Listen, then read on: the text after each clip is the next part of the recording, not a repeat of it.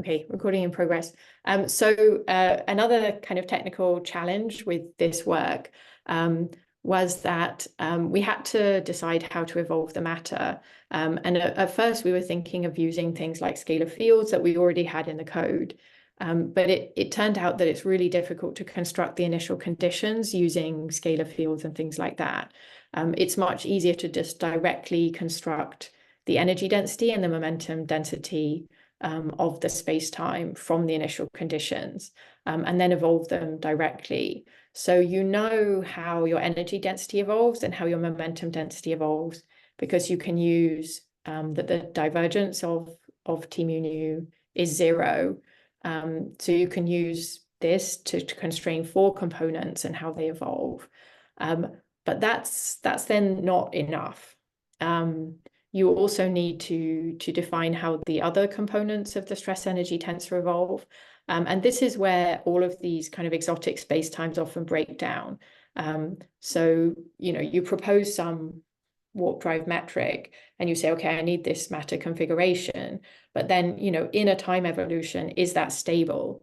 It depends on the equation of state, essentially, of that matter.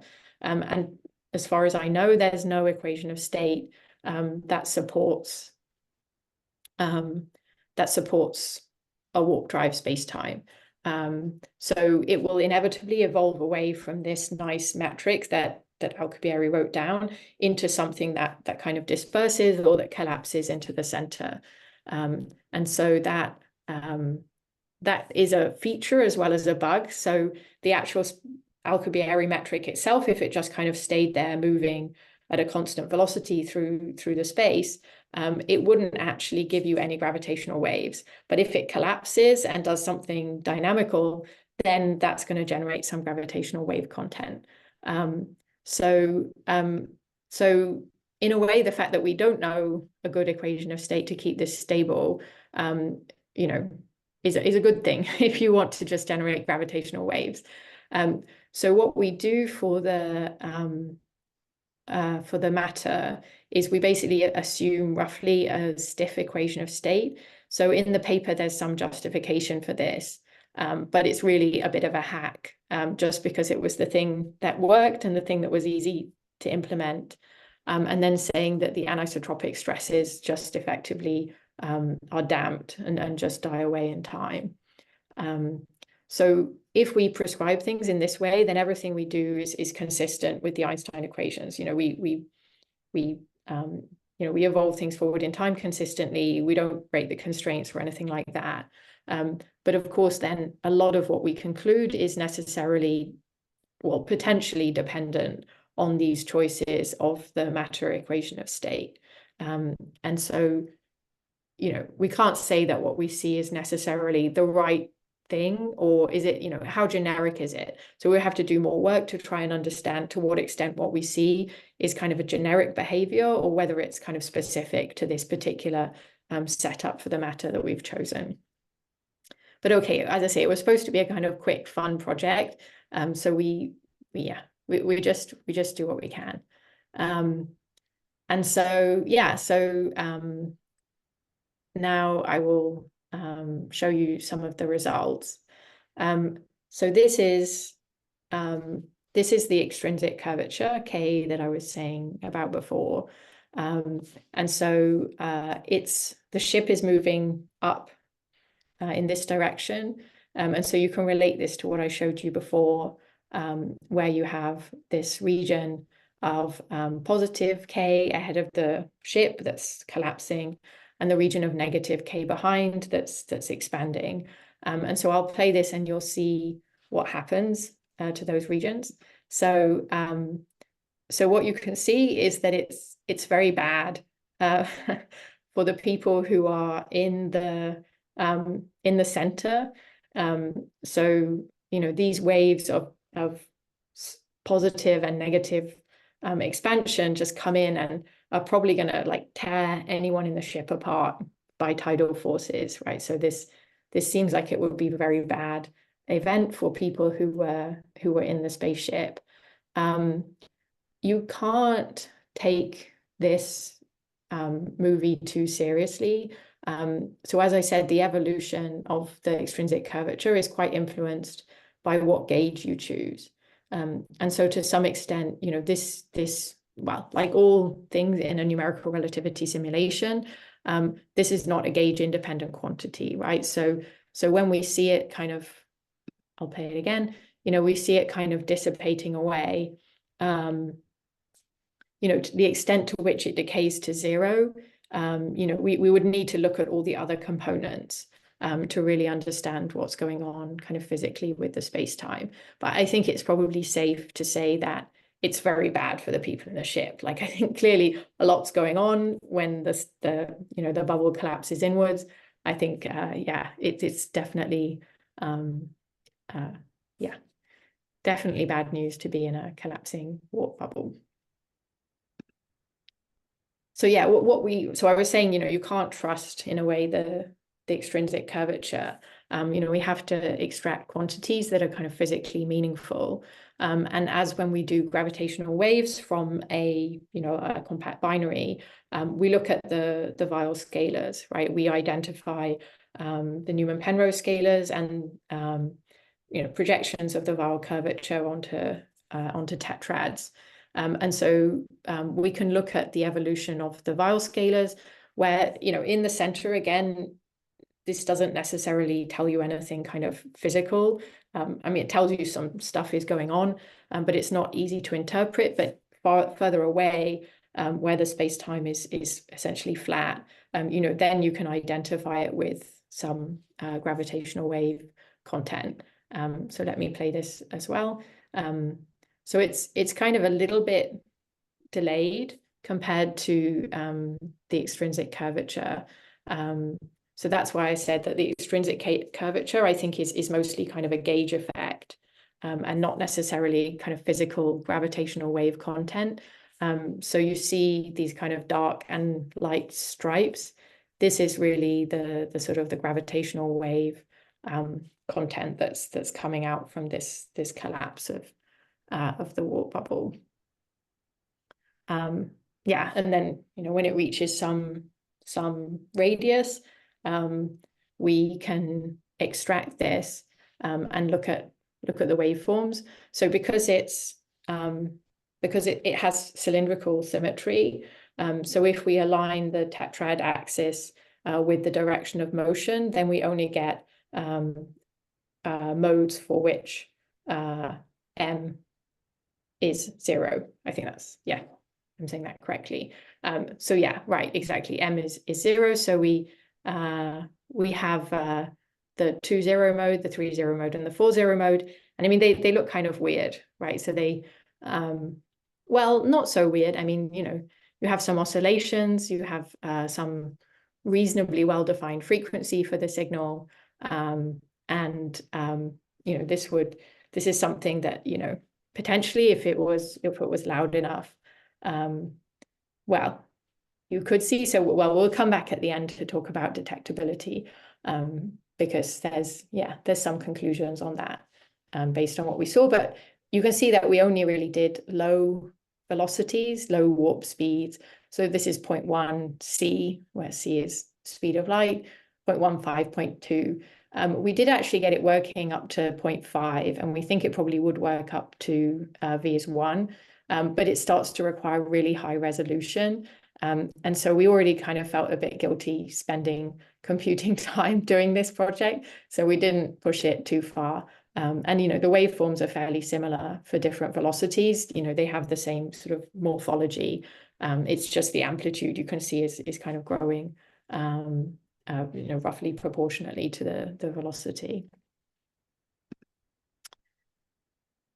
Yeah, so then we have this interesting question about what happens to the matter.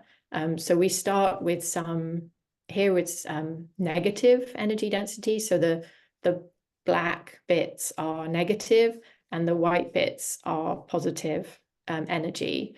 And so we were kind of interested to see, what would happen with the matter. So let me play this. So what you see is that there's this sort of shell of positive energy density that forms within the negative energy density. And then that kind of propels the negative, a sort of dark wave of negative energy density kind of propels it outwards. And this is consistent with something that was proposed already by Bondi in 1957, so really a long time ago, where he was studying what would happen with negative and positive masses, and the fact that they would kind of attract and repel each other in a way that would accelerate them away, and lead to them kind of pushing each other along. And so this is kind of reminiscent of that effect. It seems like, yeah, I can play it again. There's this, this positive wave inside sort of drives it outwards. But you can see that there are kind of alternating waves of positive and negative energy density, leaving behind this kind of remnant that appears to be kind of stable, which is quite interesting, that you can get some kind of stable matter configuration where you have both positive and negative energy densities. I don't think it's necessarily obvious that you could settle down to some stationary state, albeit, as I said before, that this is all quite dependent on what we chose for the equation of state of the matter. Yeah, so let me tell you a little bit about the fluxes. So for the energy of the gravitational waves, you can see that there's just some increase. So this is the integrated energy. So in this case, it's in the 2-0 mode, but you get the same thing for the total energy radiated in gravitational waves. So there's some increase as the wave passes the radius where you're extracting. You get some increase, and then it kind of saturates. But you're always radiating, obviously, positive gravitational wave energy. But in the energy of the fluid, the energy of the matter, you get these kind of alternating waves of positive and negative. So this isn't the flux. This is really the integrated flux. So you really here you've had some, like, this is this wave of negative energy density that's going outwards, so that the total energy is negative. And then your wave of positive energy goes out, and so that decreases you again. And it oscillates as you get wave after wave of kind of positive or negative energy density. And so, the question that we were asking at the beginning was, well, what's the end state? Overall, do I radiate a load of positive energy? Do I end up with a negative ADM mass? What happens? And so we can sort of zoom in and look at the end of these plots that show the energy fluxes. So particularly the one on the right is at the end. The matter overall has radiated a negative amount of energy. And the gravitational wave is overall positive, but it's tiny compared to the matter radiation. So what this tells us, if you have to think about it, if you've radiated totally a negative energy, so that means that your energy has increased in that volume. So we actually go from 0 ADM mass to a slightly small positive ADM mass. So we don't actually go to negative ADM masses, which I found quite interesting. And I wonder if that's something that you can show is a kind of generic effect of the dynamics of these kind of spacetimes. Maybe it isn't. Maybe it's just specific to this case we studied. But it's quite an interesting question to ask. Yeah, so the thing that you might want to ask, the real $1 million question is, can we detect, when you're going to LIGO this afternoon, should you be telling them, guys, you need to be looking out for these warp ships? And the answer is probably not. So the amplitude actually is quite strong. So the amplitude is good, but the frequency is bad.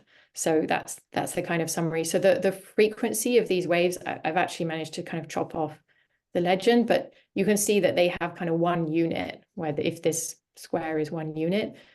So the wavelength is about 1 unit. And my unit is R. So what's R? So R is the size of the warp bubble initially.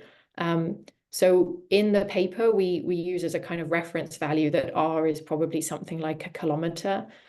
So if you go and Google, like, how big is the Starship Enterprise, or a specific model, the Enterprise E, if you want to be really geeky, you'll find out that it's something like 684 meters or something like that.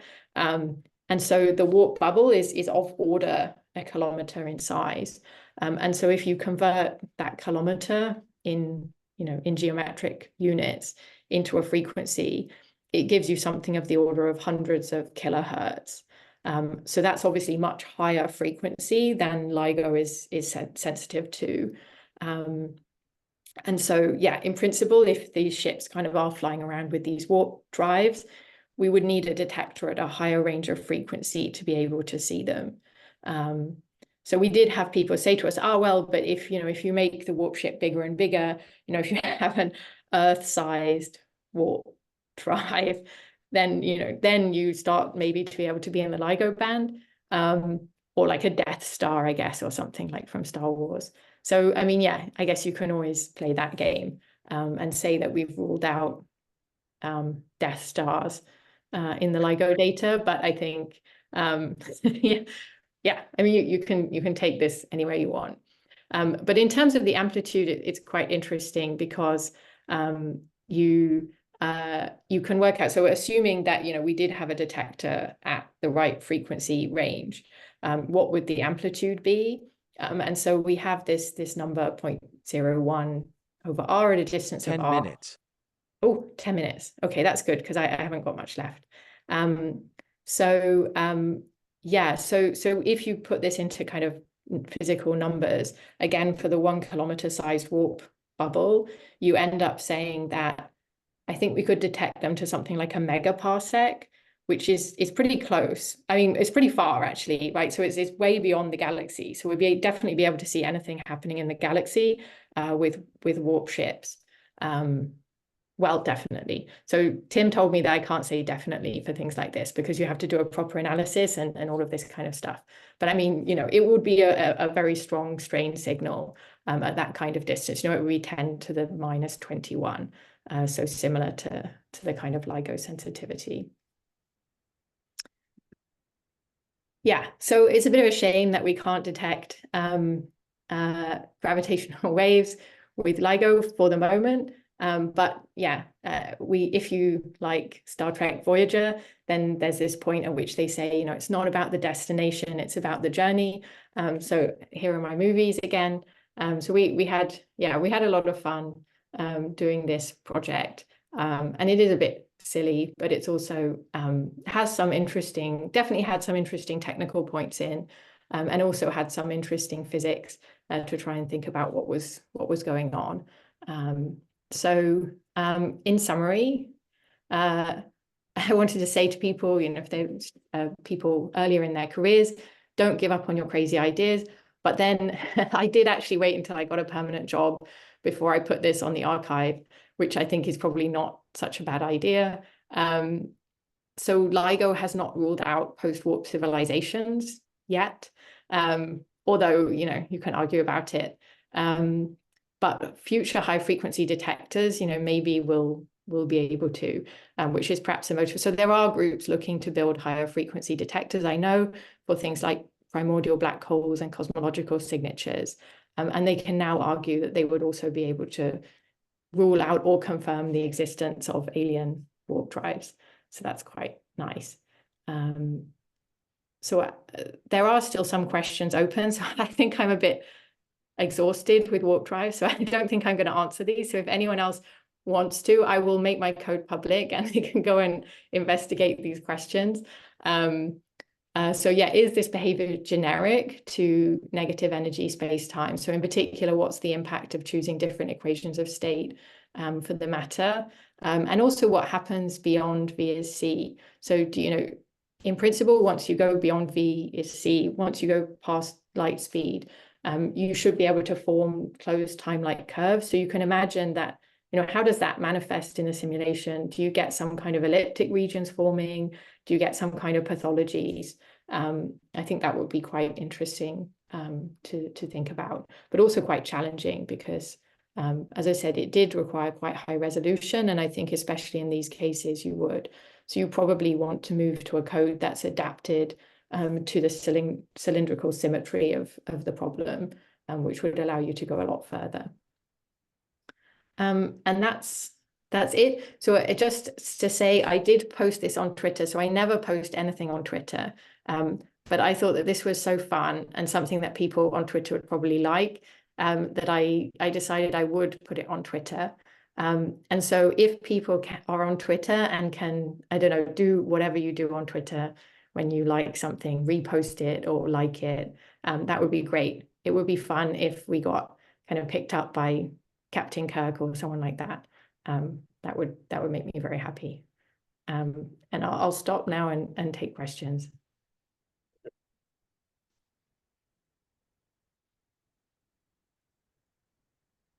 Oh, I see there's actually some questions in the chat. Yes, we ask the online one first, maybe. Yeah, do you want me to answer the questions? Yeah. You could answer the online one first. I think there's just one. Yeah. Hi, Katy. Thanks for the talk. Do you think that the numerical implementation would be easier in other coordinate systems? Yes. Yeah. So I think definitely, using Cartesian coordinates was not a good idea. As I said, this was kind of meant to be a kind of quick project where we, we'll just put it in and see what happens. And then it ended up being a lot longer. But if I was to start from the beginning, I wouldn't use our code. I would use something that's more adapted to the symmetry of the problem, which, as I say, is cylindrical. So I guess you could use Zach's code, right? So which has the ability to be adapted to cylindrical coordinates.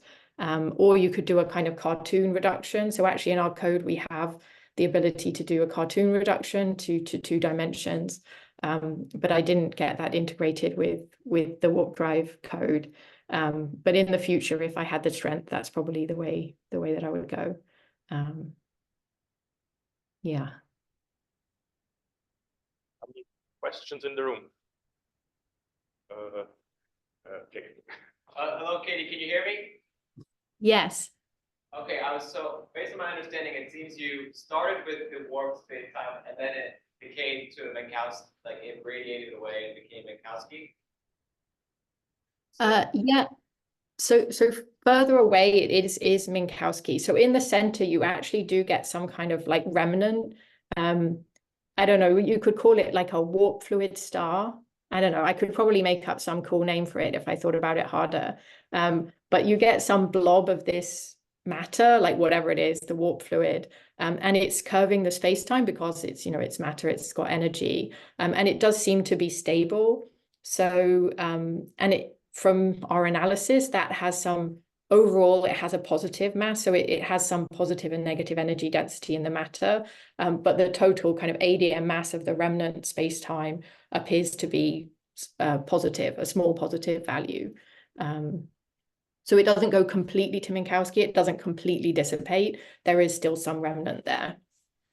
Yeah, because I was wondering if you ever thought about doing the reverse, where you start with the flat and you try to create some kind of warp geometry. If you could do that, you would make a lot of people very happy.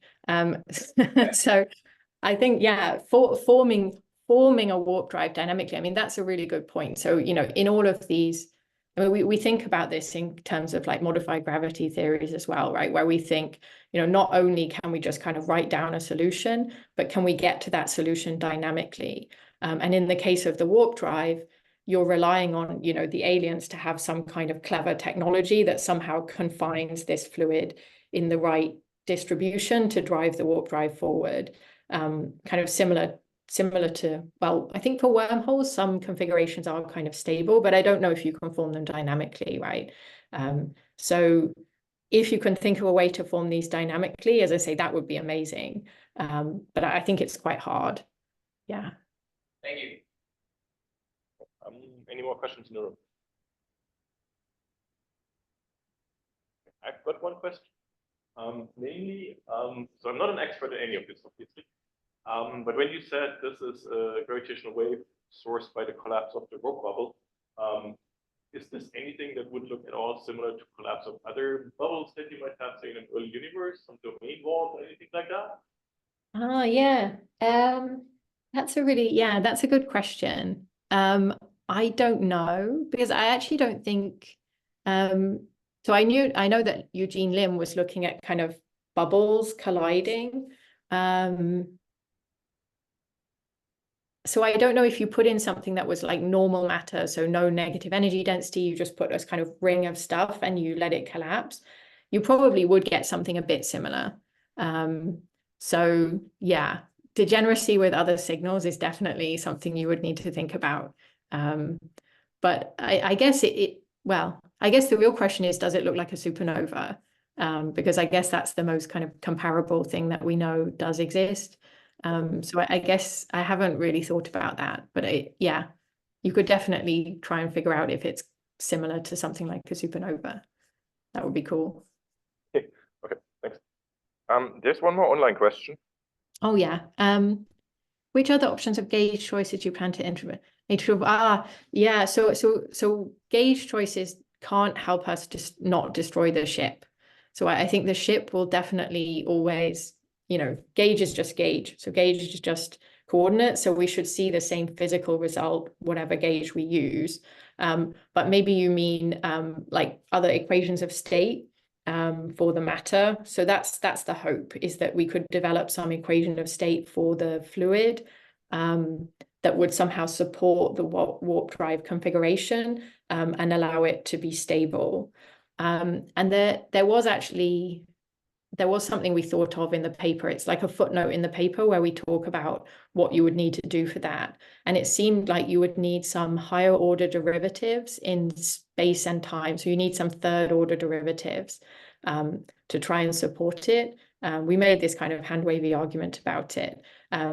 And that often creates ghosts and creates problems, we know from modified gravity theories. But I mean, there's nothing that says that you can't find something that works. It's just we couldn't think, like we weren't clever enough to think of it. And if we were clever enough to think of it, then you have problems about whether it's well posed or not, or whether it's going to be stable. So we just did the thing that was simplest and that works. But yeah, if you can come up with something else, again, as I say, you'll make a lot of people very happy. All right, so then last call for any questions? No questions in the room. Let's thank Katy once more. Thank you very much.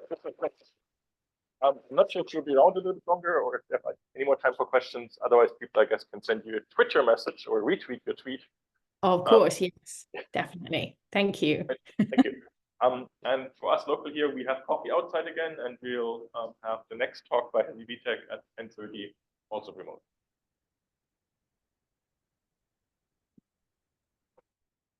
It is my pleasure to introduce Helvi Witek, who will give a presentation on numerical relativity beyond general relativity. Thank you. Okay, thank you so much. So first of all, let me check that everyone in the room can hear me okay? Yeah. Fantastic. So thank you so much for inviting me to talk in this meeting. And I have to apologize that I had to cancel my in-person participation last minute. But I know that you have quite a few people from the University of Illinois in the room. So I will point them out to you by name, at least as appropriate. And what I want to talk about today is application of numerical relativity to probe physics beyond the standard model, and in particular thinking about how can we probe for theories of gravity that go beyond Einstein's general relativity. Now, these may be motivated from ideas of how can we combine gravity and quantum physics. I'm not going to do quantum gravity, I promise you that, but any model of quantum gravity typically predicts modifications to Einstein's general relativity, and we may be able to search or understand signatures thereof if we look at black holes where gravity is the strongest. So this is kind of the motivation of bringing the tool of numerical relativity beyond Einstein. Now, if we want to probe for either properties of general relativity or extensions thereof, we typically want to understand very well how, first of all, compact objects and black holes form, which is actually my second item here on the list, what their properties are and if they are stable. And if they are stable, then we can think about, well, what happens if we put those two compact objects in a binary and they may, in spiral merge and ring down and emit gravitational waves in this process. If that happens, then we can try to use gravitational wave observations to probe for signatures of new physics. Now, if we want to do that, we better also know very well how such a gravitational waveform looks like theoretically. And to do that, we need both a consistent modeling of the in-spiral merger and ring down signal in general relativity, in the large parameter space that we have in general relativity, and also in extensions thereof. And this is really crucial to build waveform templates to then characterize our signal. So if I look at this example here, which is actually an image from Hector Okada da Silva for an late in spiral merger and ring down, and what you see here in highlighted colors are a few ways how a waveform may differ in extensions of the standard model. So typically what we find is that there's either a change in amplitude or in frequency that we can then model. And as I said, for today, I want to focus on the merger part. Okay, so the next slide I think is going to be a little bit busy. So I will break it down bit by bit, just to give you an idea of where we stand in applying numerical relativity to modifications of general relativity. And to do that, I like to use Lovelock's theorem as a guideline.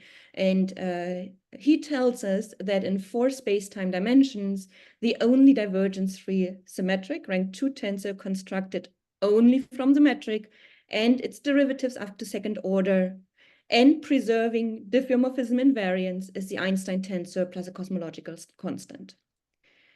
So if you want to go beyond that, we would typically break one of these 4 pillars that I've highlighted here in blue.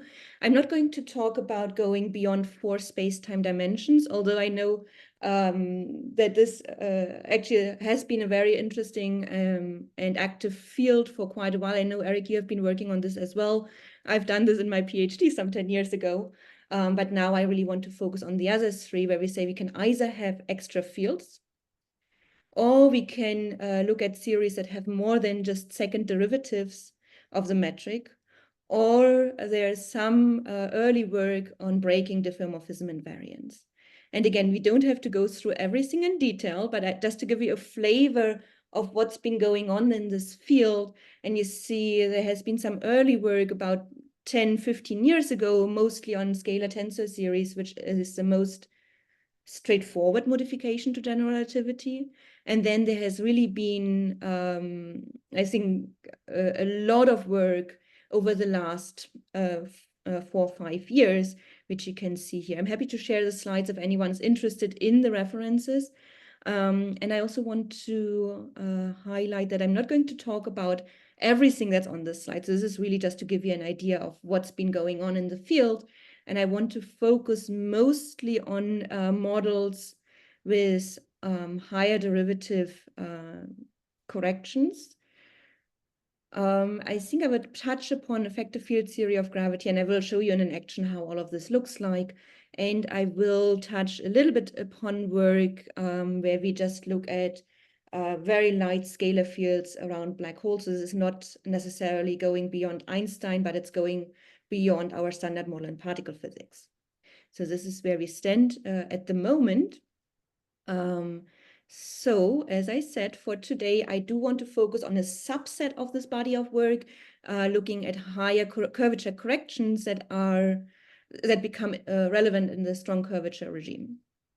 Now, where might these come from? And there's 2 ways of thinking about it. So you can either say, well, I want to modify Einstein and see what happens in the high curvature regime. And let me think about taking a series expansion in curvature. And this is one of the things that we will look at. So you can take Einstein with your Einstein-Hilbert term, so just the Ricci scalar, as your lowest order term in a series expansion in higher curvature, and add terms that are curvature squared.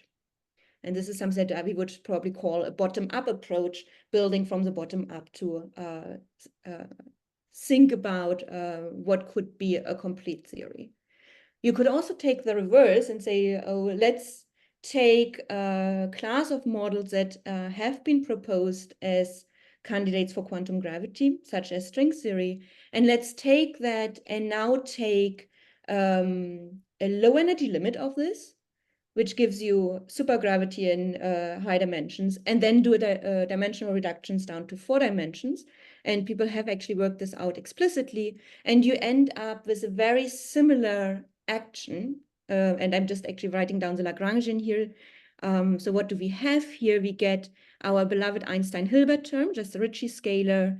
Then we can add a curvature invariant. This curly G here is a specific combination of the Riemann tensor squared, Ricci tensor squared, and Ricci scalar squared that gives you second order derivatives of the metric to a higher power. And this curvature invariant is now coupled to a scalar field that I call phi. And we also have the kinetic term for the scalar field here. I didn't write its potential, but we could also add a potential for the scalar field. So that's one correction that's quadratic in curvature. Now, the other term that you would get from this top-down approach is called dynamic Schoen-Simons term. So you get a Riemann times dual Riemann, or actually this reduces to Ricci times dual Ricci here. So this is called the Pontryagin density. And again, gives you a curvature squared correction, now coupled to a field that I call theta, which is an axion-like particle, and we have its kinetic term here. So these are the two models that I may be focusing on the most, and I will try to be consistent with the color coding here. And people also started thinking about what's called effective field theory of gravity, where you say, where you really take this idea of a series expansion in curvature seriously and say, okay, the first order term is my Ricci scalar, and then I add terms that go like Riemann squared, Riemann to the cubed, and so on and so forth. Yeah, and there has been very nice work, for example, by Aaron Held and Ramiro Cayuso in this regard. So this is what we want to focus on today. And one of the first questions that we may want to ask before even sitting down and implementing a code is, well, if I take this, if I derive my equations of motion, are they actually mathematically a well-posed initial value problem? Because that's something that is necessary for numerical stability. And the answer is, well, it's actually not that simple, because this green term here gives us, well, I said second order derivatives of the metric, but to a higher power, so second derivative squared. So these are nonlinear terms. This dynamical Schoen-Simons term here gives you third derivatives of the metric. And again, it's actually not obvious that this can be made well-posed. And about 10 years ago, we showed that it's likely that you cannot make it well-posed. So how do we deal with these kind of theories?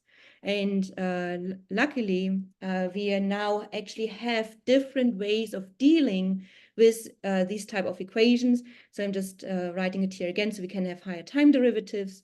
We can have equations because of these non-linearities end up having some kind of mixed hyperbolic elliptic character, different from Einstein's equations. I know in Einstein's equations, we can do the space-time decomposition of the equations and neatly, divide out a sector that is a set of elliptic equations and a set of hyperbolic equations. So these are our constraints and our evolution equations. So what I mean by mixed hyperbolic and elliptic is different. So here I'm thinking about one differential equation that in some regions of our space can be elliptic, and in other regions of our space-time could be hyperbolic. Yeah, so that's a very different beast than what we are familiar with. Now, as I said, we still need to think about how can we write this these equations of motion as something that's causal and well posed, because we need that for numerical stability. And there are 3 approaches now that have emerged. And the first one is probably the most straightforward that you can think about. I call this order-by-order expansion or order-by-order approach, where you take your metric and your additional fields and you expand them around some background field and you take as expansion parameter your coupling parameter. So in the previous slide, that was this alpha GB or this alpha CS. What happens then, if you work this through, is that at each order n in this expansion, you get the just Einstein tensor computed from your background, which is general relativity, acting on that nth order of the metric, and you get an effective energy momentum tensor that depends only on the lower orders. So anything that comes from the lower order just enters as a source term. And likewise for these extra fields, that your D'Alembertian computed from the general relativity background metric acts on the nth order, and then we have a source term that depends only on the lower orders. So that's something that's very easy to implement, right? Because in the end of the day, you're dealing with just a wave operator acting on a field with some source terms. So we can control very nicely what's going on. And this is particularly useful if you want to just think about, say, stationary objects. So if you want to compute what your black hole or your compact object is and whether it's stable, that's something you can, where this approach can be very nice. Or if you say, I want to just see the features of the scalar field or this additional field in this background, then this is also a suitable approach. However, to compute the gravitational radiation, so if we want to go to a higher order in the metric to actually see what the modification is, then you end up having secular effects. So things that are not necessarily physical and just an artifact of this approach. And you can actually see that. I will show you one of those examples towards the end, where you find a strong dependence on some of the simulation parameters just because of these secular effects.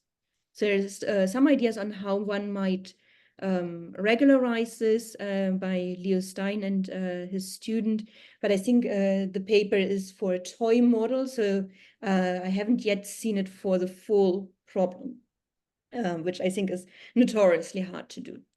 Okay, so this is an order-by-order approach, and this is something that, because of this overall feature, something that's easy to implement and easy to do, and gives you some insight into the numerics.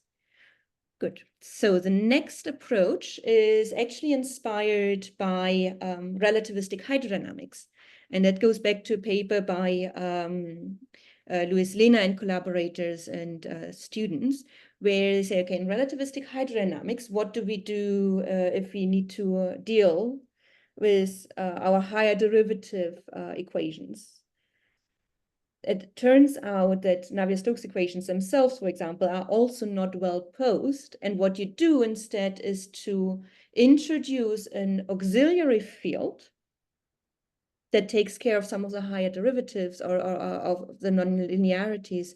And then you introduce a somewhat ad hoc equation that drives this extra field to the solution that it should be. And this is something that's regularly done in, as I said, relativistic hydrodynamics, following Israel Stewart. Now, to see this in a toy model, let's just look at an equation like this. So we have our wave operator acting on a field, and on the right-hand side, we have, say, forced derivatives of this field. And this toy model actually is something that you would get if you would derive a toy model for some of these higher derivative theories. Well, if you look at this model itself, you find that they are superluminal modes. If you just do a mode expansion of a mode analysis for this equation, you find they are superluminal modes, so it's acausal. How could we fix it? Well, we could introduce a new field called pi, which is just a second spatial derivative of the original field, and rewrite our equation as wave equation for phi, and now with a second derivative of this new field. And we would introduce a wave equation for pi, which now, if you work this out, goes like, well, the initial definition, second derivative of the scalar field, and we add these ad hoc terms here, where tau is a time parameter that basically gives you the time scale on which pi is driven towards its actual solution. And this, if you now do a mode analysis, is something where you have causal evolution. And people have actually implemented this, and I will give you a more concrete example later on. And then the last approach that people came up with afterwards is to think about modifying the gauge conditions. And the original idea by Aaron Kovacs and Javier Real was to take the generalized harmonic gauge, which is used with a generalized harmonic formulation, and modify this. And the idea here, there we go. So, and here the idea is that you introduce a set of two auxiliary metrics, and your gauge degrees of freedom propagate along the light cone of these auxiliary metrics, such that everything that, all the physical degrees of freedom, again, are causal with respect to these metrics. And by now, we actually have equivalent formulations thereof using Z4 formulation. And I will show you examples of these as well. Okay, so these are the three main approaches that we have, and I will come back to point those out as we go along. Now, with all of the theory now set up, let's think about compact objects and binaries of compact objects. And the first thing that we want to think about is what does a black hole do if we add extra fields, or if we consider these higher curvature corrections. And here we see three equations, sorry, a bit busy, but let's start with the one here on the left, where I'm now taking just this axion-like particle. So theta is, think of it as a scalar field, and add a mass term to it. So this mu is just the mass energy parameter of this field. And people have shown that you can grow condensate of this field around a black hole, either through a process called superradiance or through accretion, when this mass parameter times the mass of the black hole are of order 1. So this, what does it mean? Well, this mu, you can associate wavelengths to this mu. So if the Compton wavelengths associated to this mass parameter is comparable to the size of the black hole, then you can actually form long-lived scalar clouds around the black holes. So it's not exactly a hairy black hole, but it's sufficiently long-lived to think of it as a hairy in quotation mark black hole. And then the other two types that I want to think about are for these quadratic, so for these corrections of general relativity that are quadratic in curvature. So remember, I told you this curly G here is essentially a Riemann squared type correction. And here we have what's called the Pontryagin density. So Riemann times the dual Riemann. And in both cases here, you see that we have a wave equation for our field with this as a source term. So even if we were to start with a zero scalar field, then having the space-time curvature here, even for a single non-rotating black hole, will source the scalar field, and you will end up with a black hole that has a scalar charge. And here on the right-hand side, very similar. This Pontryagin density is non-zero if your black hole is rotating, and again will source this theta field, even if you start your evolution with a zero field. Okay. Okay, so one item I have here is that black holes have scalar charge, and by charge I really mean the leading order contribution in my scalar field. And neutron stars do not have this term, so they do have a scalar field around them, but with a higher order in 1/r. Okay, so one question one might ask now is, how do we actually form such a black hole with a scalar charge from stellar collapse, right? If I just tell you a star does not have this charge and a black hole has, what causes this charge. And this is something that we looked at with Abhishek Hegade, Elias Moos-Dross-Noren, and Nico Yunus a couple of years ago, where we simulated stellar collapse in quadratic gravity. I have to say we were working in a decoupling approximation. What I mean by that is that we have our background being described by general relativity. So we were just evolving a TOV star in the background that was collapsing into a black hole. And we evolved the scalar fields phi and theta sourced by this background. And the example that I'm showing you here on the left is a space-time diagram for the scalar field phi, so for this green equation here. And the color coding is the amplitude of the scalar field. Yeah, so what you see here is we start with our TOV star in the background. And as I said, there is some much lower order scalar configuration around it. It's just not the leading order charge term, so the charge over R. This is absent in the star. So here the amplitude of the scalar field is very low. And as our star collapses, we, in the background, we track the formation of the black hole. We track in the simulation the formation of the apparent horizon here in red. And we also computed backwards, computing the event horizon, which is here indicated in blue. And what we could see is that the formation of the event horizon triggered the excitation of the scalar charge. So here in the amplitude, we only see the scalar charge being present. Later on, looking at the scalar field flux, we see that it really starts growing as soon as the event horizon has been formed. So long story short, if I have a single black hole, so if I have stellar collapse, then the scalar field in these quadratic gravity series is triggered. Sorry, not the field, the scalar charge is triggered when the event horizon forms. Okay, good. So now I also want to advertise some work that we did with Chloe Richards, one of my students here at the University of Illinois, and our former postdoc, Alexandro Dima, where we evolved one of these scalar fields, the theta field, now sourced by the Pontryagin density, and adding this mass term. So basically the questions that we were thinking about here is the following. So if I get rid of this red term here and I just have a massive scalar field where I told you I can form a cloud around a black hole, how is that affected by adding this higher curvature invariant, and vice versa? If I have this modified gravity theory and there's a process that gives rise to a mass term, how would that affect our hair? Before I show you the simulation plots that are very busy, let me actually just talk about the qualitatively the features that we would expect for each of these cases.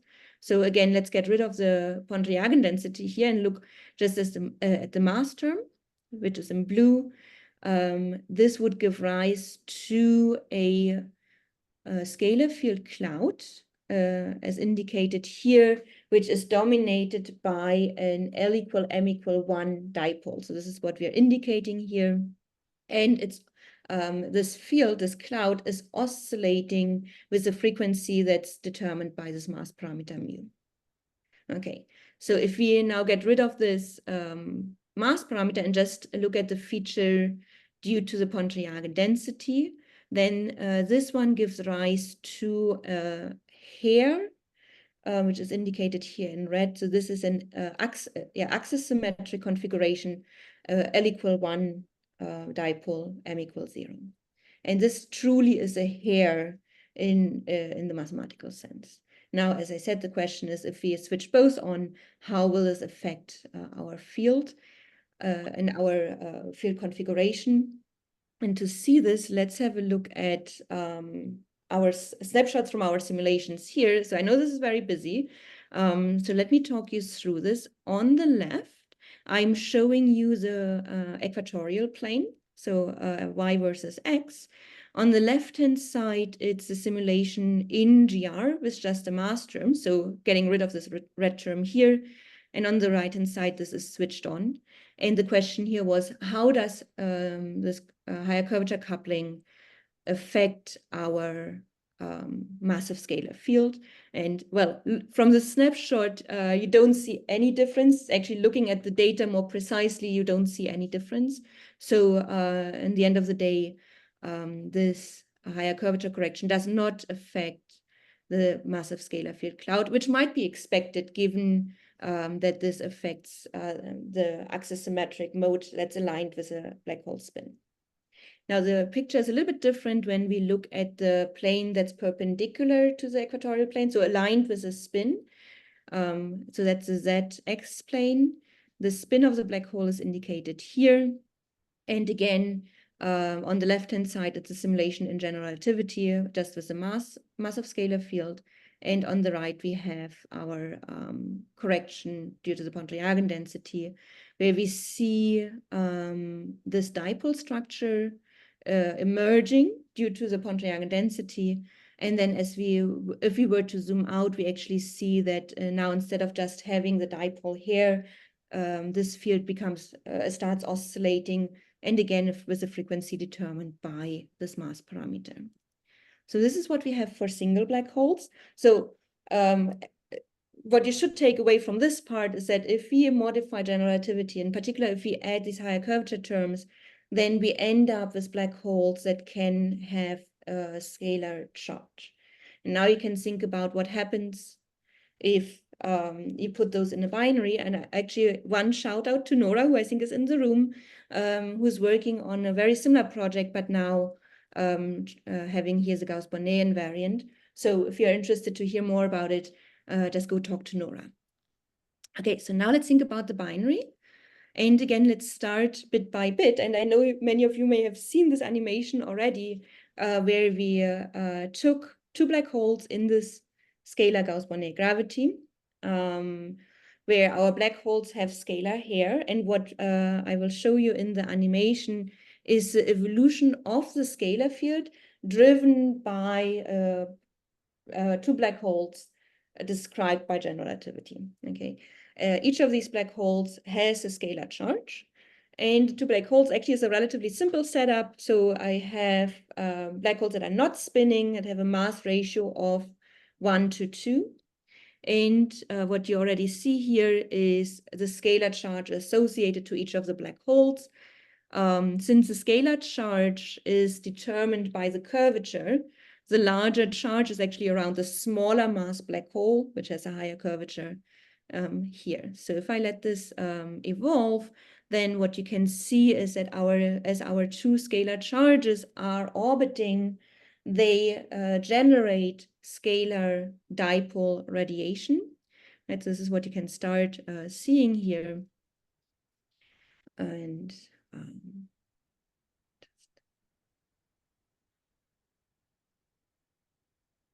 so as I said, you see the scalar dipole radiation being emitted here. And now you can ask, well, what does this actually do to my binary black hole if I were to include the back reaction of the scalar field onto the metric? And what will happen is that now our scalar field is carrying away energy, is radiating energy away. So it would accelerate the in spiral. And because our gravitational wave frequency is tied to the orbital frequency, that means our gravitational wave signal would also have a faster frequency evolution or phase shift compared to just the vacuum GR phase. And that's something that we early on had computed with Banafsheh, Shirali Lu, Tanya Hindra, Samaya Nissanka, Nestor Ortiz back in 2020, 2021 in a post-Newtonian fashion, where Banafsheh derived the leading order corrections to the post-Newtonian waveform, so describing the in spiral due to this Gauss-Bonnet correction. Now, what you're seeing here in this plot in the top panel is the gravitational wave strain as a function of time. And in the bottom panel, the frequency evolution as a function of time.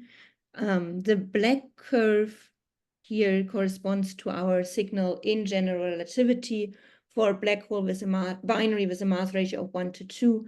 And for specificity, we set the total mass of the binary to be 15 solar masses. So something that would be in the LIGO band. And for comparison, we have here in blue the waveform computed in the scalar Gauss-Bonnet gravity. So basically, the analogous setup to what we've seen here on the left.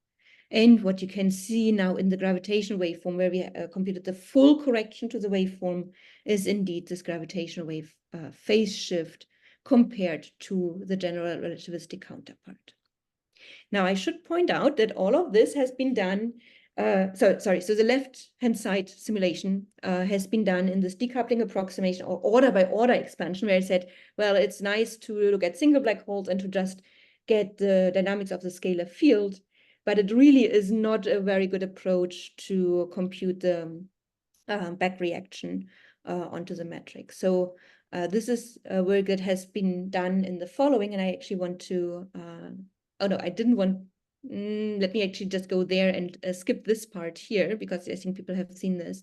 So let me advertise some work by Max Corman, Justin Ripley, and Will East, where they again looked at this scalar Gauss-Bonnet gravity theory. As a reminder, what you have is your Einstein-Hilbert term, dynamical scalar field, so this is just a kinetic term for the scalar field, and then a coupling between the scalar field and the Gauss-Bonnet invariant. And here they used the modified generalized harmonic gauge. Or in other words, they actually solve this theory in full using a new gauge condition. And one of the examples that I wanted to show you here on the left, where they could actually simulate the full coalescence, is for a black hole binary, no spin, equal mass. And I think their coupling parameter zeta here is related to our alpha GB, possibly with a factor of 2 in between those. And what you see here in the top panel is the scalar dipole radiation. Sorry, not quadrupole, so the L equal M equal 2 mode for the scalar field, the L equal M equal 4 mode for the scalar field, all rescaled by the extraction radius.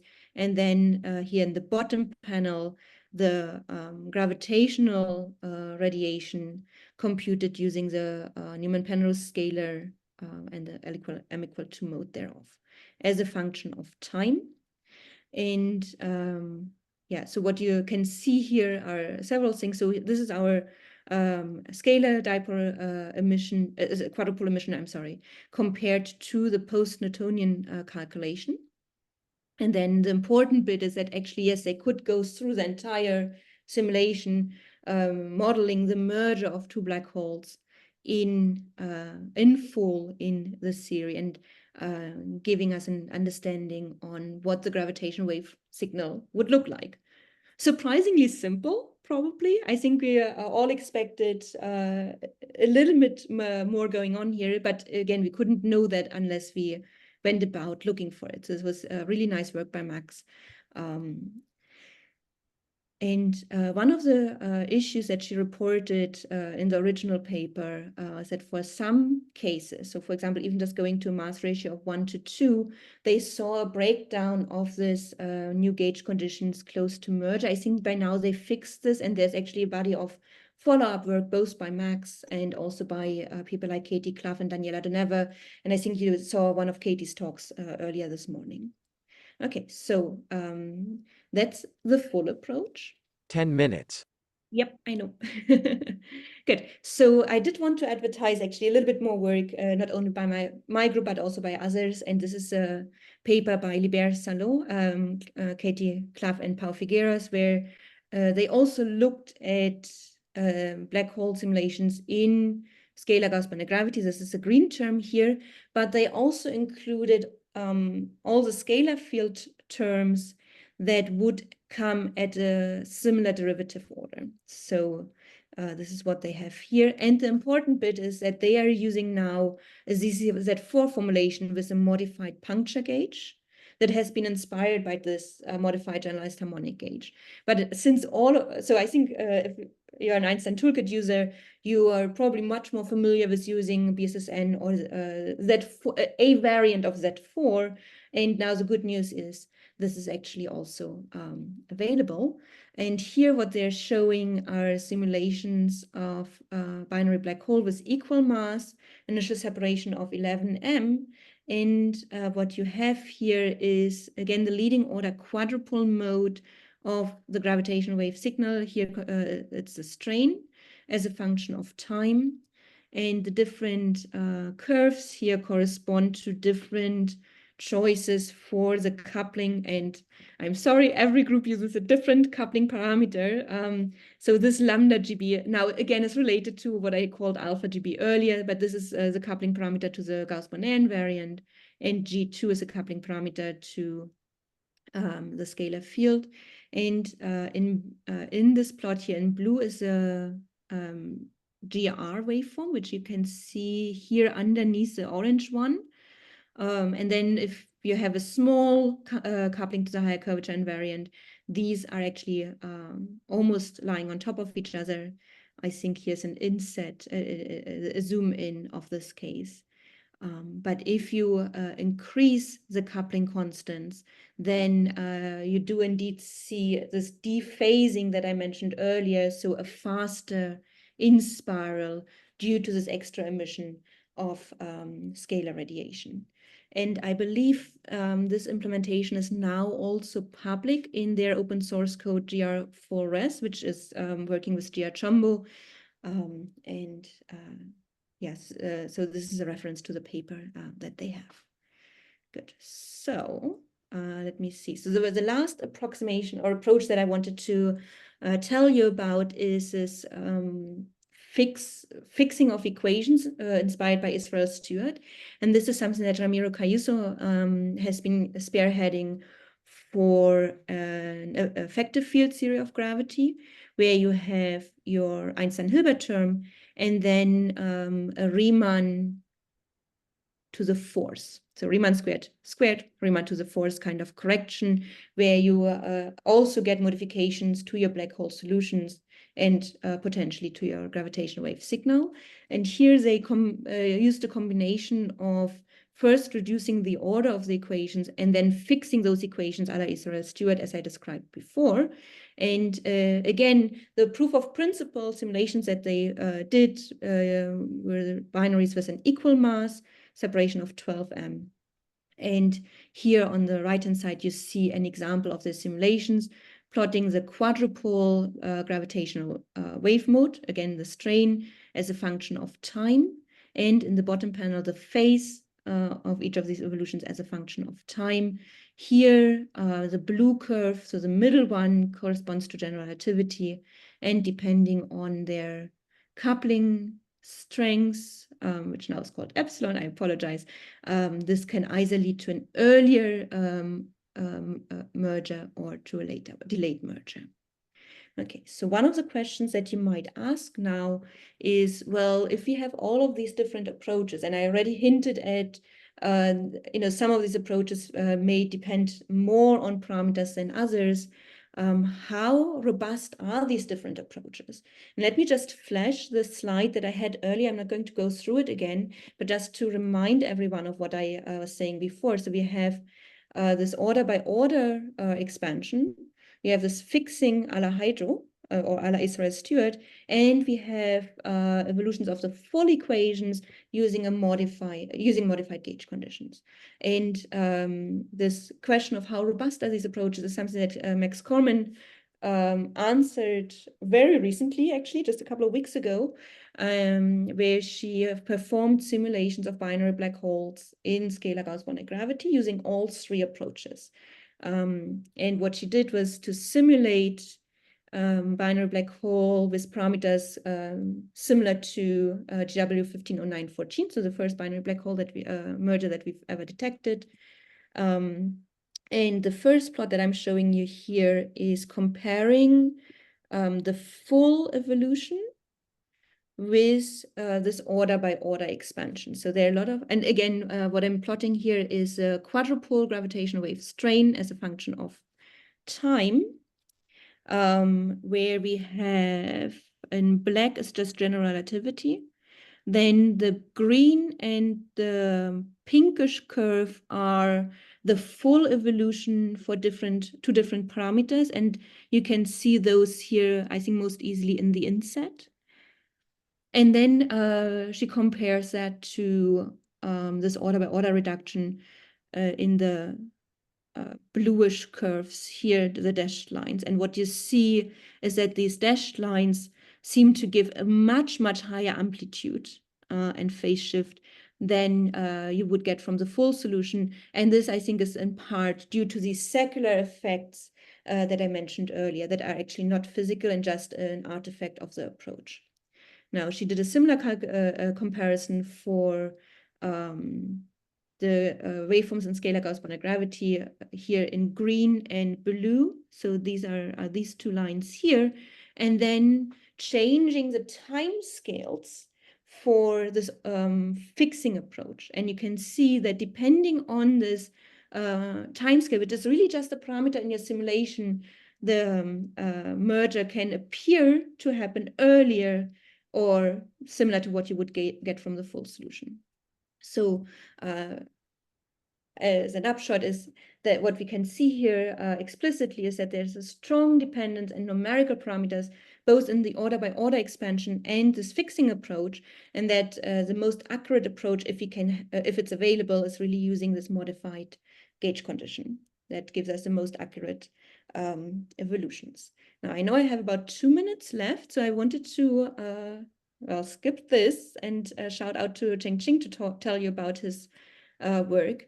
But one of the things that you might be interested in is, if I do want to study physics beyond the standard model, can I actually do some of those simulations with the Einstein toolkit? And the answer is yes. We do have a lot of the work that I talked about, especially from my group, implemented in the Einstein toolkit, in Kanuda, sorry. And Kanuda is an open source numerical relativity code for fundamental physics. It's based off the Einstein toolkit. Some of the arrangements are in the Einstein toolkit, some are not. So if you want to look at our code, use our code, here's our Git repository. And the pictures that you're seeing here are just some examples of work that we've been doing. You've seen some of those images before. I also want to highlight that it's not just our group. So for example, this is work done in Lisbon and Rome, work done in Valencia, where they used our code for their simulations. Now, what do we have in Kanuda? And this will be my last slide before the summary. So what do we have is a set of arrangements that actually can do just space-time evolution in general relativity and wave extraction using Newman-Penrose scalar. So this has been already available. I know people have partially used this or compared code to it. And one of the things that Deborah Ferguson, who is our postdoc here in Illinois, is doing is to now implement output so that we can use the Cauchy characteristic evolution from Spectre. And I think she will tell you more about this tomorrow. So talk to her if you want to learn more about this. We are also moving part of our code to be compatible with Carpet X. And that's something that you want to talk to Cheng-Ching, Deborah, and Nora about who are in the room. We have options to add additional scalar or vector fields to general relativity, and for the scalar fields, talk to Cheng-Ching. And all of these three here with an asterisk are already part of the official Einstein toolkit. And then the other two for modified gravity, so in particular Gauss-Bonnet and dynamical Chern-Simons in this decoupling approximation are also available. And for Gauss-Bonnet, talk to Nora because she actually has been extending our current code and is in the room. Okay, so with that, let me not go over this and just give you a summary that I've shown you quite a few examples on proof of principle simulations for compact binaries in a class of extensions of general relativity that typically give extra scalar radiation and therefore lead to dephasing in the gravitational wave signal. If you're interested in doing some of those simulations, there are several open source codes. Canuda is the one that is compatible with the Einstein toolkit done by our group. And there's also the GRChombo version thereof. And I think I will leave you with that so that you actually have time to ask questions. And thank you for your attention.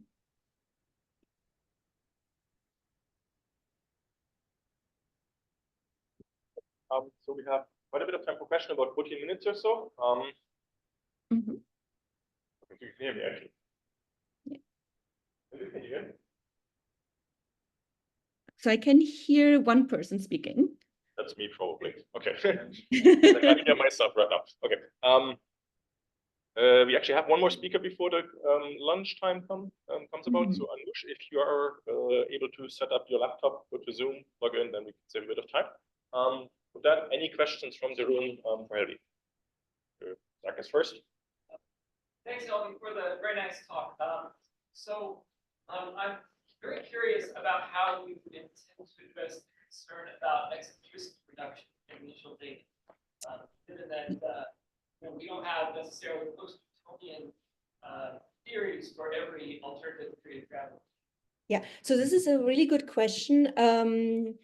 I should say that in our cases where we are only a very scalar field sourced by a binary in GR, we know what to do. Okay, so one example where we did do this very carefully that I haven't shown you here is where we coupled just a massive scalar field to Einstein's equations, and this is something that Cheng actually did very carefully, looking really starting from the closest post-Newtonian parameters where they are available, or starting with the parameters that we have for the binary in vacuum, and then do it iteratively, because you can still estimate the eccentricities, say, from your gravitational waveform.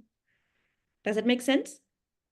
Yeah, I mean, I guess the idea is it's not necessarily going to be as efficient as it's not. No, it's not as efficient. Absolutely not. So it's it actually took a lot of time, and it's not very efficient. But it's also true that there are cases where we don't have post-Newtonian estimate.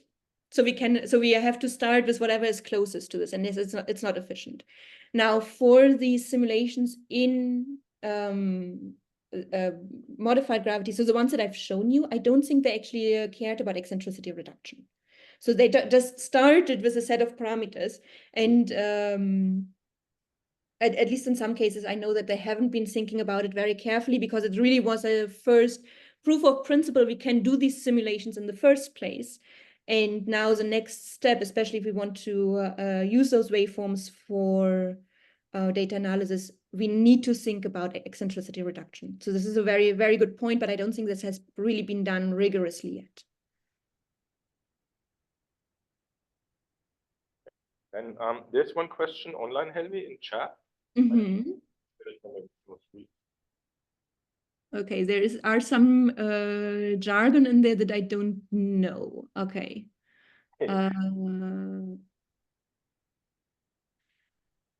Okay, so I see. So, okay, let me start with the second one, because then the first one I think is something to go back to the paper. So this one of the questions is, how do you compute the Weil scalar in the context of modified gravity in general? And here, I think what people have been using is the fact that the additional scalar fields that you get, or the corrections due to these higher curvature terms, fall off at a high power 1/r. So I think what they've been doing is compute psi4, so the Weil scalar still, using our standard approach, because far away the corrections from our higher curvature terms are negligible, so that these high curvature terms really only affect the dynamics of our binary. Whereas then perturbations far away are basically general relativity plus a very small correction. And there are papers showing that in perturbation theory. So this is, I think, what has been happening there. And then the other question is, how can I adapt the usage of the tetrad as we may see in parallel gravity in numerical relativity? So that's something that I actually have not done. So I honestly say I don't know the answer to that question, but it would be interesting to think about. And I think there are there may be a few works. So the only place where we are using a tetrad is when we compute the Weyl scalars. But this is really, it's done during the simulation, but using the data that we've computed on each time slice. So I don't know if anyone else in the room has an answer to this. No one is raising their hand. Okay. So yes. And then, yeah, and then for the first question so the Dyer approach is a post-Newtonian approach in post-Newtonian calculations to the near zone to apply that for scalar Gauss-Bonnet gravity. And I think for the details, I would refer you to the paper that we have with Banafsheh Shirali-Lu, because that's where she wrote this out in detail, how we can do that. Yeah, as a quick answer, because I know that we have another talk coming in a moment. We have one more question. Yeah, you may have mentioned this many episodes, but can you also get degeneracies with possible GR, like different mass and spins? Sorry, can you repeat your question or come a bit closer to the microphone? So if you do like a beyond GR simulation with some mass and spin, can you get degeneracy with like a classical simulation of a different mass and spin? Yeah. Well, so I'm saying yes, because I do see very similar features. We actually haven't tested that rigorously. Again, it's one of those things that we need to check very carefully. And I think we are really at the status that, okay, now we do have the first simulations and we can actually start addressing those questions, and it needs to be done. But I think my top of the head answer is that yes, there may be degeneracies, and I don't know if we can break them. Does that make sense? Yeah, thank you. Okay, very good. Yeah, and the other thing, looking at this last item here, because I didn't tell you about environmental effects. So this is really work that we've been doing with Ching, who's in the room, where we modeled one environmental effect with a scalar field. And what we are seeing there is also shift in the gravitational wave phase, in the gravitational wave phase, due to the presence of this long-lived scalar field. And it looks very similar. We haven't done the actual data analysis, but just seeing this behavior, I would be very, very cautious in interpretation of seeing anything that deviates from vacuum GR in the parameter space that we've modeled. Yeah, so it's something that I think we all need to be very careful about. Thank you. Seems that's all the questions we have. So let's thank Helvi once more for a very interesting talk. Okay, thank you. And let me stop sharing. Yes. We're well in time, no rush. Okay, so yeah. Well, we still have plenty of time. Yes. Right, I did skip a few things about the code if anyone's interested, or the tutorial. So if you want me to show this one slide that I have there, I'm happy to do so. Or we can just move on to the next speaker. We'll do the next speaker, then we show the last slide maybe before lunch or so. Okay, good. And thank you. So yeah, all he needs is just the link to the Zoom that you already joined. I think he's already joined. Yep, show your screen, please. So the next speaker is Anuj Kankani. We'll talk about the origin of black hole superkicks. He's currently setting up, and then we'll see how this works. He's local, so this will go easily. And you have 25 minutes for the talk, 5 minutes for the questions. You see my umbrella here that I'll shake at you if you're too late.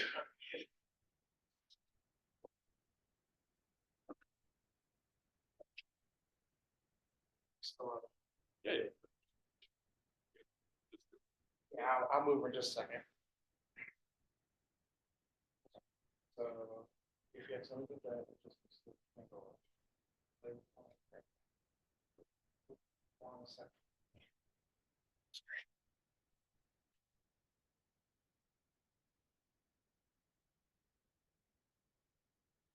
Okay. Cool. Just a second.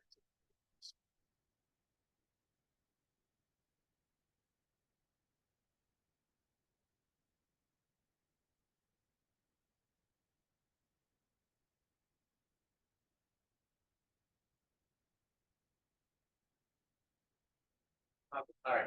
Can you hear me on Zoom? Hi, everybody. My name is Anuj Kankani. I'm a third-year graduate student at West Virginia University. Today I'm going to be talking about work I'm doing with my advisor, Sean Williams, on black hole superkicks.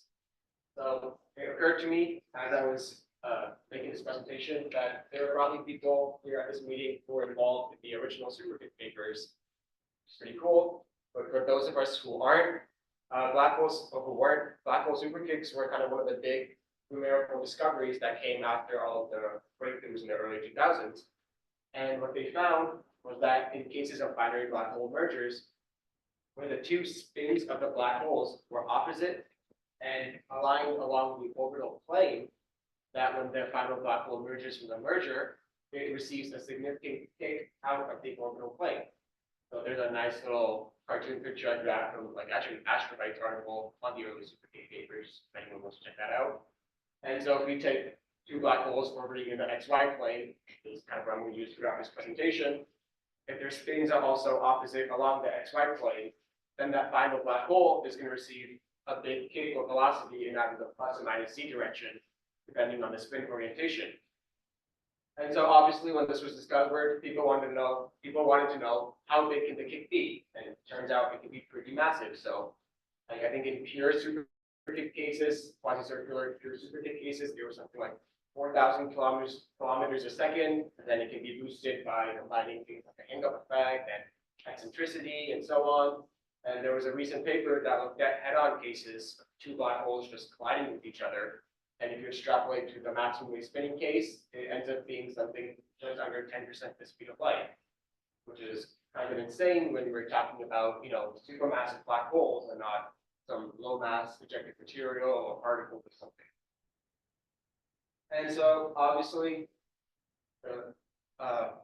when you have a supermassive or any black hole going thousands of kilometers a second, that's going to have some pretty significant astrophysical consequences. But then there's also that big caveat of, hey, we also need spins with at least one component along the orbital plane, and ideally as opposite as possible. And so astrophysically, do we expect that to happen? And I'm not going to talk too much about the astrophysics today, but the good news about superkick simulations is that these results are mass insensitive. So they apply as much to stellar mass black holes as they do supermassive black holes. And when you have such a wide range, you also can have very wide environments. You have globular clusters, you have black holes at the centers of galaxies, you have accretion disks, you have gas-poor, gas-rich environments, all of which will affect the spins of the black hole differently, and all of which will affect the probability of actually ending up with a superkick. And so, of course, superkicks aren't binary either. It's not either you get super fast kicked or you don't get kicked at all. It's a gradient. And so because of that, you can also get a wide variety of kind of consequences. You can get off-center quasars. You can get a black hole that's kind of kicked from the center of the galaxy and then it starts to sink back down due to dynamical friction. Or you can get black holes that receive that obtain like the escape velocity of the system. So it can be completely ejected from the environment, the globular cluster or galaxy it's in. And obviously that's not going to affect just the local environment of a black hole, but also if we consider like second and third generation mergers and how black hole mass evolves. Well, if a black hole is completely ejected, it can't really participate in future mergers. And then so people are also starting to make gravitational waveform models that can incorporate superkicks. So Jay Verma used, I believe it was a NR surrogate model to look at one of the LIGO detections. And they determined that at something like the 90% confidence level that final black hole received a kick of at least 600 or 700 kilometers a second. And so if that black hole was in a globular cluster, it almost certainly would have been ejected because those escape velocities are usually just a few dozen. kilometers a second. But today, I'm going to talk more about the physical dynamics that are at play at Superkicks, and kind of how do we connect simulations with theory and kind of physical picture of what's going on. And so when we think about what is a superkick, the obvious answer is black hole goes super fast out of the orbital plane. But there's kind of more to it. So one of the key signatures is asymmetrical radiation. Essentially, more radiation goes one way than the other. So it's often been called a radiation rocket, because just like, pointy end up, pointy end down, black hole goes one way, excess radiation is emitted in the other direction. So if you look at the 2-2 mode, which is biased towards the North Pole, and the 2-2 mode, which is biased towards the South Pole, you can see clearly one direction receives a lot more radiation than the other. But so while superkicks basically happen at merger, there's also other cool physics going on during the in-spiral. And so if we, again, take black holes orbiting in the XY plane, that's where almost all of their motion is going to be. But there's also a little bit of bobbing in the plus or minus z direction, in and out of the orbital plane. And so this was, I think, first explained, at least heuristically, by Franz Pretorius in one of his review articles. And if you consider kind of the two black holes orbiting in a plane here, in picture B, both black holes are spinning, and so black hole 1 spin exerts a frame dragging effect on black hole 2, which pushes it into the page. And black hole's 2 spin induces a frame dragging effect on black hole 1, which pushes it into the page. And then so both black holes go into the page here, and then half an orbit later, the reverse happens, but they're both being pushed out of the page. And so during the in-spiral, even though pretty much all of the motion is in the XY plane, or in the orbital plane, you'll see a little bit of bobbing in and out of the plane, regulated by the orbital time scale. And so obviously people are interested not only in how fast black holes go, what are kind of the astrophysical consequences, but also what is the actual theory and frame dragging effects going beyond this. And so people looked at this analytically using post-Newtonian theory. They looked at it using numerical relativity simulations. And so before I kind of get to the work we did, I think it's useful to kind of talk about what people have done already. So this picture I showed you that was produced there is actually slightly misleading. This is actually out of phase by half an orbit, just due to how frame dragging effects work. It's really an S cross B. But essentially, people have looked at this in different ways, and some of the finer details may vary a little bit. But the broad picture essentially is that there are frame dragging effects in play. Consider kind of spin orbit forces. Black hole 1 exerts a spin orbit force on black hole 2. Black hole 2 exerts a spin orbit force on black hole 1. They both point kind of in the same direction, so there's bobbing in and out of the plane. So you may ask, well, isn't to the extent that some sort of Newtonian action-reaction laws are obeyed, why is there any motion? Shouldn't they be an equal and opposite reaction? And they pointed this out in the paper as well, that if you actually split up the spin orbit forces into kind of loosely labeled action-reaction terms, they don't cancel out, that there is a net force on the system. Now, and that net force causes the bobbing. Now, if there's a net force, there's also a net momentum. And so in order to conserve total momentum, we have to account for that extra momentum we've added to the system to the spin orbit forces. Where is that coming from? Well, the common solution that was taken was to incorporate momentum stored in the field. So it's kind of analogous to that common E&M problem you guys probably did undergrad at grad school that motivates like why you need to talk about the field. Just like that in GR, they said if you also account for the momentum stored in the field as well as the momentum stored in black holes, then total momentum is still conserved, and you can explain the bobbing as these spin orbit forces. Now, so this was done in post-Newtonian theory at the 1.5 PM level, and the problem in general relativity, of course, is that you can't really discriminate between momentum stored in the black holes and momentum stored in the fields. And so if you really want to do that, you have to resort to gauge-dependent values. And of course, then the question becomes, well, can you trust the gauge? And I'll talk a little bit more about that. But at least during the in-spiral, you have this picture of spin orbit forces causing the bobbing, momentum stored in the field, this constant exchange, and there's a little dance going on. But then what causes the kick, right? Quasi-circularity is breaking down, you have the plunge and the merger. Well, so there was a Caltech-Cornell collaboration over a while ago that produced a bunch of papers that looked at this numerically. And what they argued was that at merger, you essentially have really strong frame dragging forces pushing the system in one way. But then when these two black holes merge, you get this common horizon that forms. And so this common horizon basically eats or incorporates the momentum stored in the field, which pushes the black hole in the other direction. But then the horizon shape is changing and it's incorporating more momentum, which causes the black hole to get pushed in the other direction. And essentially, the important part is that during this merger phase, the system is undergoing these massive swings in acceleration. It's going thrown in one direction, then it's thrown in the other direction, and they're competing effects. And so while merger itself is really large acceleration, once it's done, because these effects are kind of destructive, the final black hole acceleration, while large, is much smaller than what you see during merger. And so that is kind of what happens. That's kind of the picture that's been explained so far to explain superkicks, right? During a spiral, you have these spin orbit forces, which are causing the bobbing, and then you have momentum that's stored in the field, and then when you go to merger, you have a combination of these spin orbit forces and the common horizon eating that momentum, and that's what's causing the kick. Well, there's some questions I think that can be asked, and maybe some of these have simple solutions that obviously people here are a lot more knowledgeable than I am.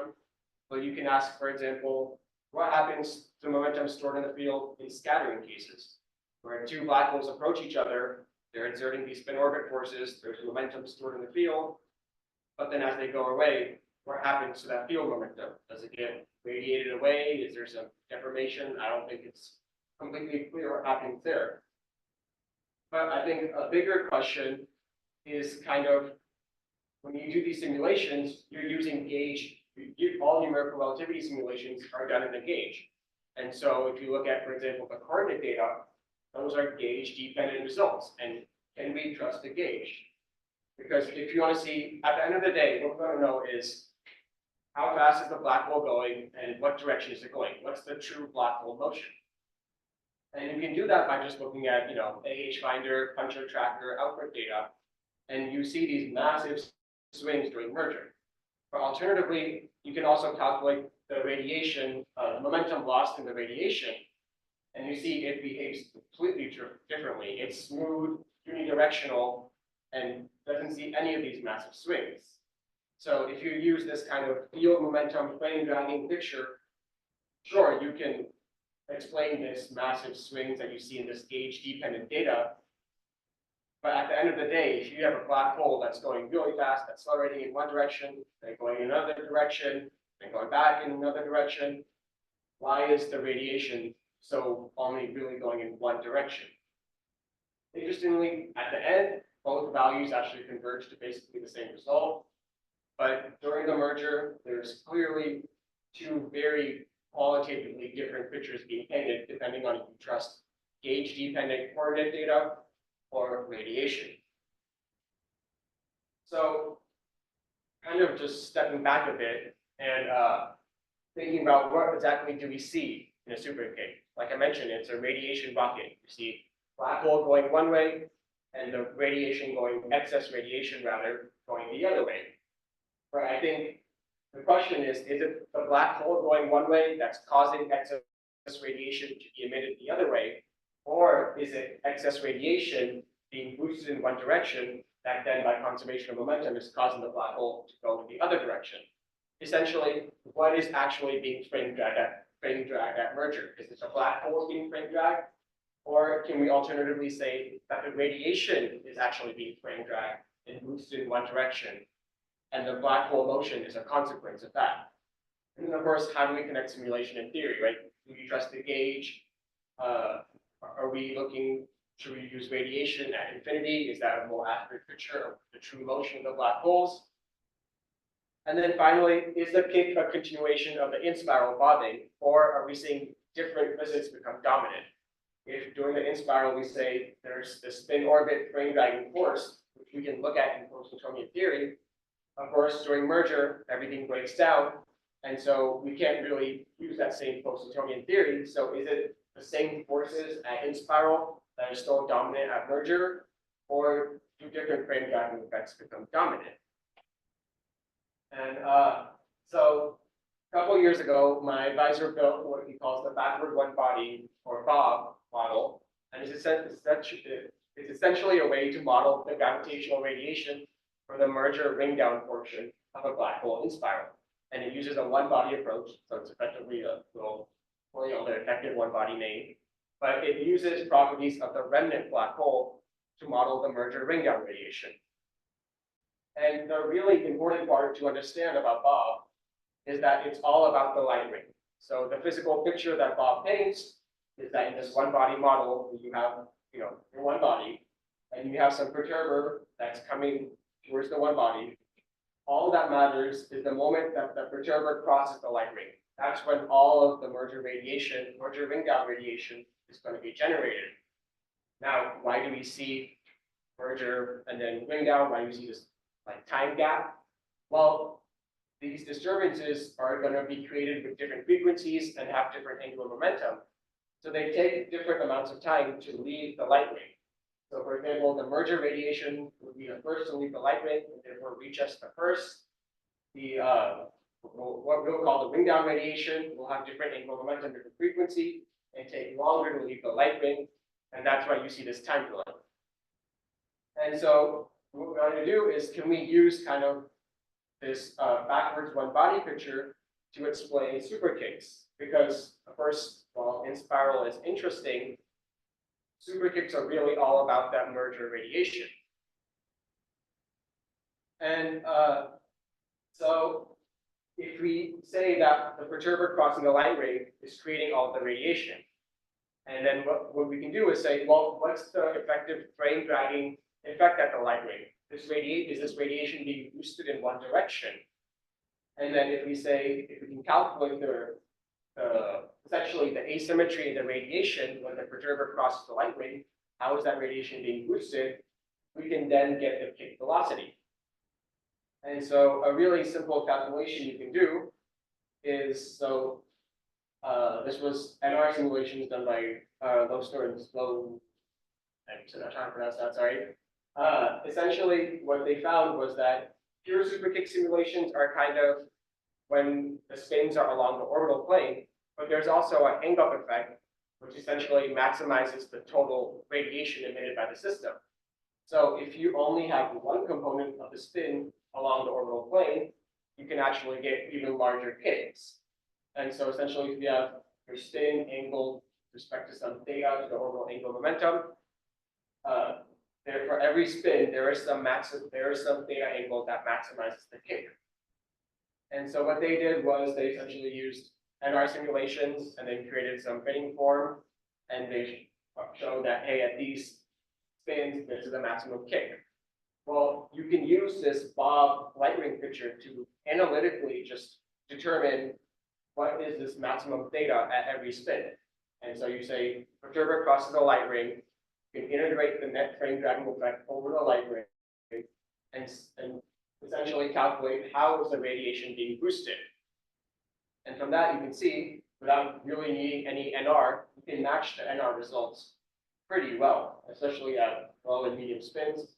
At higher spin, it starts to diverge a little bit. It may just be a lot of simplification without this Bob calculation, or also just higher spin fitting formula, maybe something breaking down there. But essentially, it suggests that really it may actually be the radiation that is being frame dragged at merger. And then because this radiation is being frame dragged, essentially excess radiation goes one way, and by conservation of momentum, the black hole goes the other way. And then so we can also ask, well, what about the in-spiral bobbing then? If we're saying at merger, the radiation is being frame dragged during the in-spiral, are we also is also the radiation being frame drag, or are we seeing these kind of classic spin orbit frame drag, black hole effects? And so first off, please ignore that phase difference in these plots. I'm pretty sure that's just a bug in my code, but in the attempt to just have not have false results, we'll show that phase difference. But essentially, it would appear that at least during the in spiral, that it is a spin orbit frame dragging of black holes that is dominant, because you can at least you can just argue that there is so much more radiation being generated at the merger than the in spiral. You can say that even if you take age-dependent coordinate accelerations, it's still a factor of 100 times greater than the kind of acceleration you would get by looking at the momentum lost in the radiation. You can kind of take just the spin velocity data from NR simulations, plug it into the PN terms, since this is all during the in spiral, you can look at 1.5 and 2.5 PN terms. And you see the magnitudes agree quite well, and even in the PN, this spin orbit frame dragging in the in spiral is much, much larger. So it would suggest that it really is two different regimes, that during the in spiral, you have this frame dragging of the black holes, so to speak, but then at merger, you have kind of frame dragging of radiation. And so how exactly does the system transition between these two effects? I think, frankly, that's still an open question. It's not completely clear. Obviously, during the in spiral, if you're talking about momentum stored in the fields, everything averages out over an orbit. But then as you break that quasi-circularity and you transition to frame dragging of the radiation, what exactly happens to that momentum stored in the field? Is it radiated away? Is it transferred to some other part of the orbit? It's not entirely clear. But kind of the big picture results is that if we use this backwards one body model, it would argue that at merger, it's the radiation that's being frame dragged, and that's what causes the kick. It has a bonus that you don't really need to rely on age-dependent simulation results. You can get the same results as you do from NR simulations, but just analytically, which is quite nice. And then, of course, like I mentioned, the in spiral itself does seem to be dominated by the frame dragging of black holes and the classical spin orbit forces. And yeah, mostly.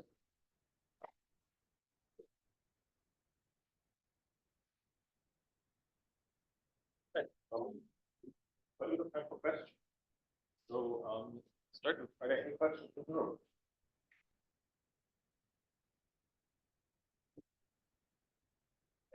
Apparently, lunch is competing with your question time. There might not be lunch outside. So, I have maybe a question. So, I haven't really worked anywhere in the Superkicks at all. Yeah. And the ones that I had in mind is one in the plane, and then it gets ejected in the plane. But I presume if the thing is bobbing, it can also go out of the plane and just capture all of this correctly. So kicks in general are generated by any asymmetries like mass asymmetry and things like that, and that can result in plane kicks. What we call super kicks are specifically out of the plane kicks that you spin pretty high. Okay, and then this all works. And then something else, which I guess came up to me, I very vaguely remember that tens of years ago when this all first came up and people thought, okay, it's sloshing inside of the field, that there was a presentation by Sangrella who thought about how this might work. Is this connected, or is that really only relevant for the in spiral? And then after so they used kind of a hidden momentum picture in which they also argued that the in spiral and the kick are kind of two different mechanisms. But they're essentially, if I remember correctly, it's again, the kick was being generated by momentum that gets stored during the in spiral. Whereas here we would say it's two completely different things going on, and there's no real connection between the two. So you add an extra bit of information to this and how to properly interpret this. Yeah. It's maybe a bit easier to handle. And yeah, something sloshes, I don't know what's going on. Yeah, there's again, if you trust gauge, you trust things, simulations like that. Cool, very nice. So I guess the first reason is with general prediction, you want to do this one in some sort of population synthesis code for. Yeah, so I mean, one, just if we have this picture, can we at least predict something to show that picture is right? But then ideally, yes, like, can you just show without having to resort to some NR fitting simulations? Can we just, this is kick velocity, this is distribution, and this is right? Yeah, very cool, very nice. So that is something more done. Okay, yes. Hey, Doc, thank you. I wanted to ask you if, so I don't remember you saying if this was just primordial black holes or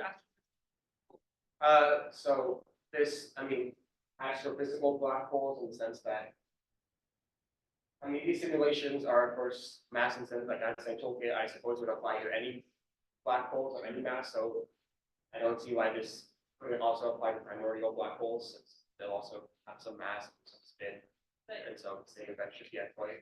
And so if these were to be modeled specifically for primordial black holes, would you ever be with investigating if they would have gravitational wave signatures or counterparts? I mean, so how the primordial black hole spin would be affected, I have no idea in terms of like early on in the universe or how they get affected by primordial black holes that still exist today by the environment. If they do have spins that are compatible with the superconductor configuration, then yes, there would be some gravitational radiation as for its detectability. I'm not sure, but yeah, the same physics, I don't see a reason that the same physics would apply. Thank you. Oh, Peter?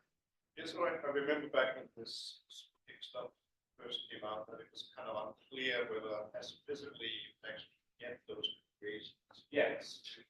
The rotation spins. So has there been some more projects figuring out those?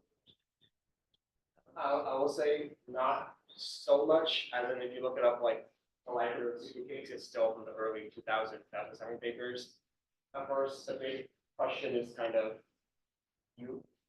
I would argue if you have like some accretion disk that's going to align the spins with normal angular momentum, you're probably not going to get Superkicks. But if you have like a globular cluster or more random interactions. And the thing I like is, yes, it's probably not occurring super commonly in the universe, but they're cute. So even if they're not super common, they pack a punch. Okay, very good. Then there are no more questions, and I don't think I saw a question online. Let's thank the speaker once more. Great. And then just so for those in the room, lunch hopefully outside. I'm